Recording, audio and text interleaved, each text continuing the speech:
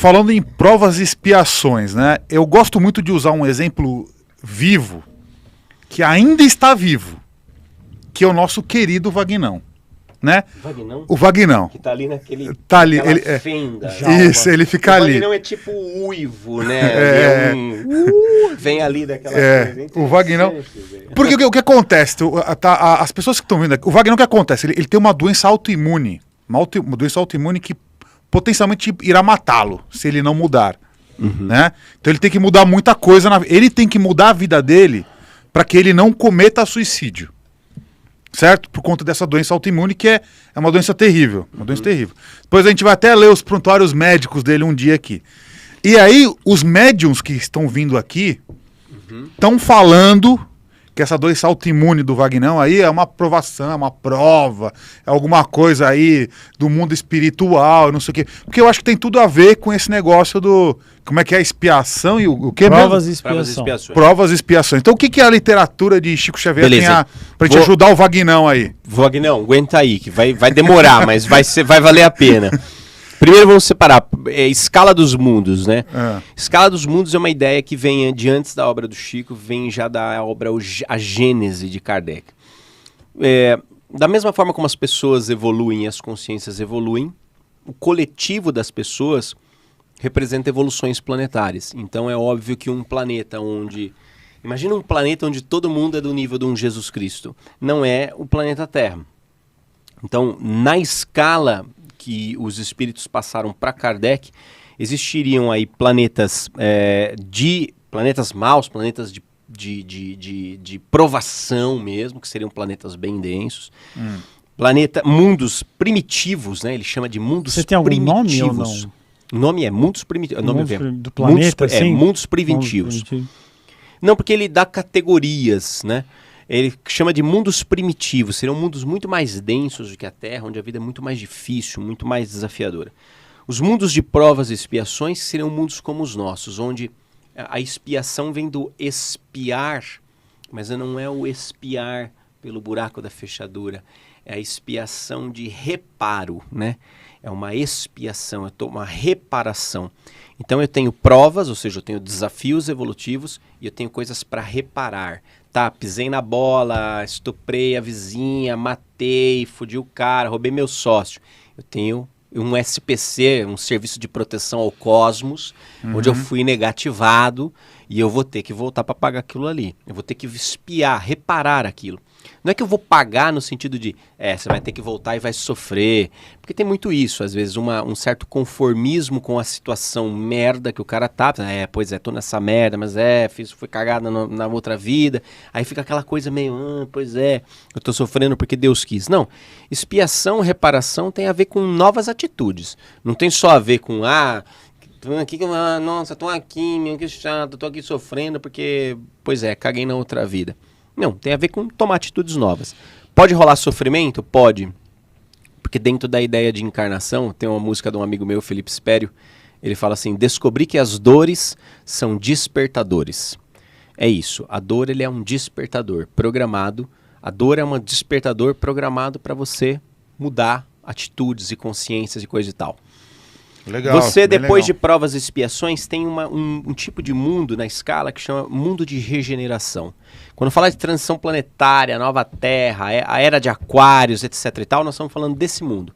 Não é um mundo perfeito, mas é um mundo, no primitivo, o mal domina, totalmente. No provas e expiações, o mal é maior do que o bem, mas há o bem. No mundo de regeneração, o bem começa a sobrepujar o mal. Depois você vai ter mundos felizes e mundos perfeitos, os mundos mais elevados. Nessa escala, olhando para o sistema solar, por exemplo, para Kardec, um mundo perfeito seria Júpiter. Júpiter seria uma civilização já muito mais sutil do que a terrestre, de seres já muito elevados, numa outra estrutura de vida, numa outra ideia. E aí você tem um outro cara que levaria um cheque aqui, hein? Victorien Sardou, que era um médium francês que recebeu um espírito de um oleiro chamado Bernard Palissy. Esse Bernard Palissy foi um cara que atingiu tanta evolução de consciência na vida dele, que ele desencarna na Terra, provas e expiações, e vai ter a próxima experiência em Júpiter. Ele vai morar em Júpiter e ele volta para a reunião mediúnica de Kardec para falar como é que é a sociedade de Júpiter. Aliás, tem três aulas bem legais sobre essa psicografia lá no canal da escola. Para quem quiser curtir esse tipo de aula, pode assistir Civilização de Júpiter. O que é muito interessante, essa ideia do espírito de Bernard Palissy, é o plano de carreira desse espírito, né? Porque ele é um espírito terrestre, que vira um extraterrestre, porque ele já não cabe na faixa vibratória da Terra, e que vai morar em Júpiter. Então ele vira um extraterrestre, é um plano de carreira de terrestre, extraterrestre e extraterrestre. E ele volta para se comunicar e para contar como é. Então aí você vai ter ali um puta de um mundo avançado. As consciências vão migrando entre os mundos, e é aí que é legal, essa ideia de escalas planetárias, ela dá uma ideia pra gente de que os planetas são palcos experienciais. Então a gente está no palco do planeta Terra agora, mas a gente não é do planeta Terra. Não está escrito Made in China no nosso espírito. A gente não foi feito no planeta Terra. A gente está migrando. Sim. E nessas migrações, eu não preciso ficar no planeta Terra até o planeta Terra. Se a minha evolução vazar, eu já posso vazar também, né? Agora, se nós estamos por aqui, é porque provavelmente a gente está mais ou menos nessa mesma faixa. Agora, quando a gente fala da questão da reencarnação, e agora para o nosso Vagnão. Para o Vagnão. Dentro da ideia de reencarnação, todas as doenças ou tudo que nós passamos é um resultado direto da lei de causa e efeito. Tá. Então, na Terra ou no mundo espiritual? Em todo o universo, porque essa é uma lei universal, uma lei hermética, Tá. Causa e efeito, ação e reação. Tá. Existem uma multiplicidade de causas para os efeitos que eu vejo na minha vida. Uhum. E o tipo de atitude que eu tenho diante dos efeitos que eu vivo determina em que tipo de causas eu vou transformar esse efeito. Então, por exemplo, eu estou aqui com você, de repente, esse holofote por alguma razão vem, pá, cai na minha cabeça. Tá. Eu posso ficar puto, brigar, processar vocês, ou eu posso simplesmente falar, cara, pô, merdas acontecem, tamo junto, tal. Se vocês quiserem, eu mando uma dica de parafuso, a gente parafusa isso melhor e tá tudo certo. O tipo de atitude que eu tenho diante do efeito mostra que causa eu vou transformar ele.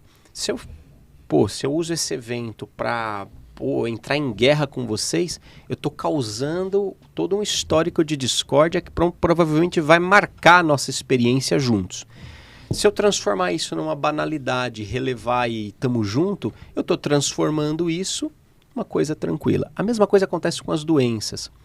A forma como uma pessoa encara uma doença determina que tipo de vida e de consciência ela vai ter a partir daquela experiência. Uhum. Então, por exemplo, você ficou lá internado, oxigênio, aquela coisa toda. Você poderia ter tido uma atitude do tipo, cara, que merda, por que isso foi me acontecer? Porra, é foda mesmo, tudo sempre acontece comigo, ó Deus, ó dor, ó vida e tal, e não sei o que. E você poderia simplesmente falar assim, foda-se, a vida realmente é curta, eu vou trepar com quem eu quiser, eu vou foder todo mundo, eu vou viver da melhor forma possível, porque essa merda aqui pode acabar a qualquer hora. Você podia ter tido esse tipo de atitude. Mas você saiu da cama da sua internação, você falou assim, cara, eu preciso colaborar, eu preciso fazer alguma coisa realmente que faça a minha vida valer a pena. Você saiu de lá atrás de sentido. Nos 3 sentidos que a palavra sentido tem. Sentido de direção, de significado, de construção de alguma coisa que aquecesse seu peito. Atitudes diante da experiência. A experiência e as coisas, já diria Platão, né? As coisas não são nem boas nem ruins em si mesmas. Tudo depende da atitude que você tem diante delas. As dores, as doenças, aquilo que acontece com a gente, já existem hoje pesquisas científicas que vão mostrar que boa parte de todas as doenças que nós vamos desenvolver ao longo da nossa vida já estão no nosso mapa genético. Inclusive já se pesquisa a possibilidade de você, a partir do DNA, Já criar uma lá. vacina antecipada para que o cara nunca fique doente. Só que essas doenças que são mapeadas no nosso DNA, dentro da perspectiva reencarnacionista, o próprio DNA foi estruturado a partir da vibração do espírito, da necessidade que o espírito tem. É como se o espírito programasse pelo DNA, falando assim, tá, beleza, eu preciso voltar e preciso aprender a amar.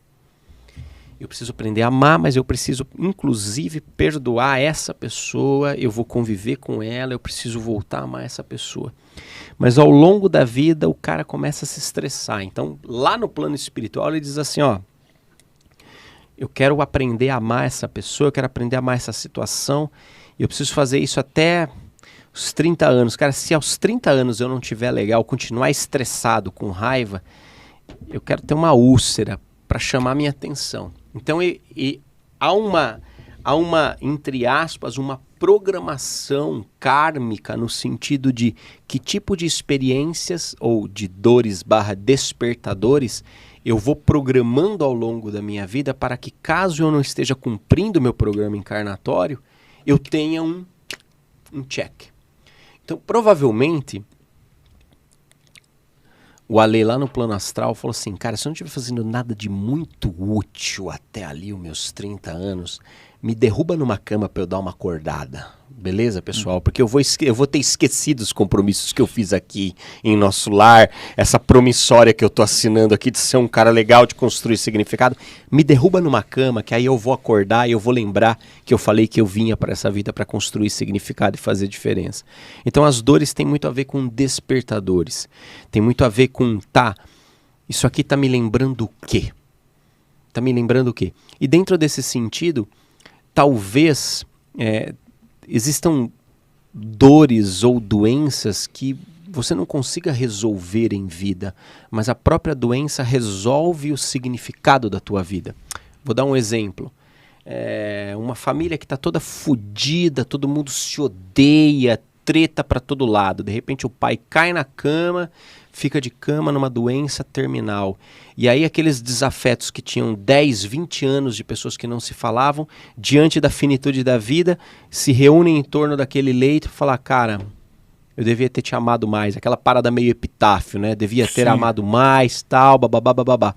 Quer dizer, essa doença foi uma fatalidade ou foi o ponto final, o ponto glorioso que faltava para que toda aquela vida entrasse num eixo harmônico e o cara pudesse seguir melhor? Dores são despertadores. Quando a gente enfrenta uma situação, uma experiência de sofrimento, a gente tem que pensar, que tipo de atitude estou precisando ter diante disso que eu não estou tendo? E a partir daí, superar.